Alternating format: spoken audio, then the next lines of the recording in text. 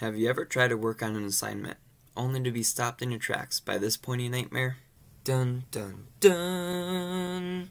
Today, I'm going to show you why summation notation is really a dream come true, since it works just like a zip folder.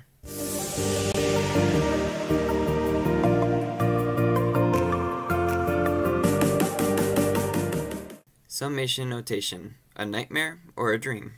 Let's take a look at the definition.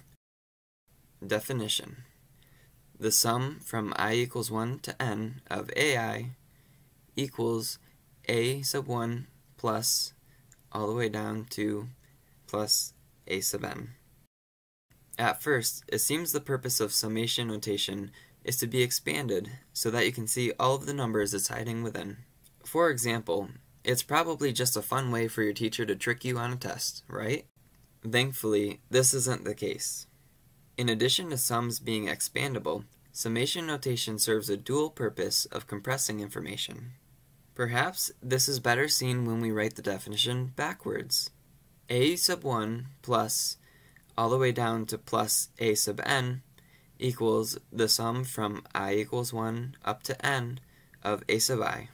In this way, we can see that the large amount of information on the left-hand side can be compressed to the small notation on the right-hand side.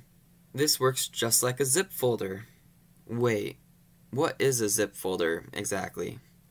The answer is perhaps best seen through an example. Suppose you have a folder containing 50 files for work, including some text documents, a PowerPoint, some images, and a video. Your boss needs this work immediately and wants you to send it via email. But you can't email an entire folder, so you'll have to send 50 individual files. And these use a lot of storage space, so you'll have to split them up in multiple emails, right? Actually, this is where zip folders come in. By compressing your 50 files into a zip folder, you can actually send all of your information to your boss, and it gets better. The amount of storage space on your files is greatly reduced, so the zip folder will easily be sent over email with no problem. So, how is this like summation notation? Suppose you have 50 numbers to add up, 2, 4, 8, 16, and so on. You try it quick on your calculator, but you realize it can't handle the task. Starting to panic, you realize that you could ask your math tutor for help, if only you could forward the question. This is where summation notation comes in. You cleverly spot that 2 is 2 to the 1, 4 is 2 to the 2, 8 is 2 to the 3, 16 is 2 to the 4, and so on.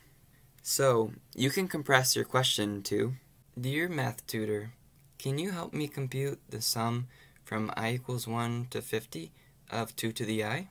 To this, you might get the response, Certainly. Remember how we discussed the sum from k equals 0 to n of r to the k is equal to the fraction 1 minus r to the n plus 1 over 1 minus r?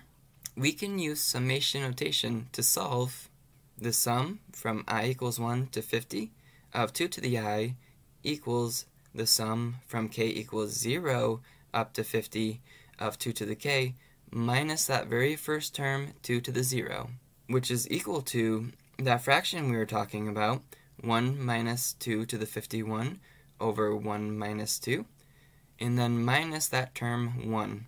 And this is something we can put into a calculator, and we get 225,179,981,368,5246. In this way, you can solve the entire problem only using 49 symbols. Wow, that was a close one. But summation notation actually allowed us to add up 50 numbers without even using 50 symbols. That is the true power of summation notation. And that's it for today.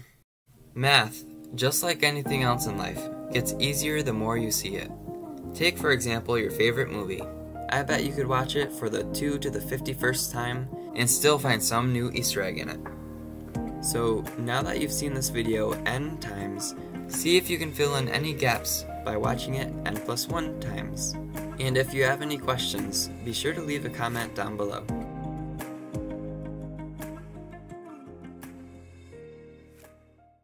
If you found this video helpful or interesting, be sure to give it a like, as it helps support this channel. New videos are posted every Tuesday at 2. To never miss out, be sure to subscribe and hit the notification bell. Thank you so much for checking out this week's video. See you Tuesday!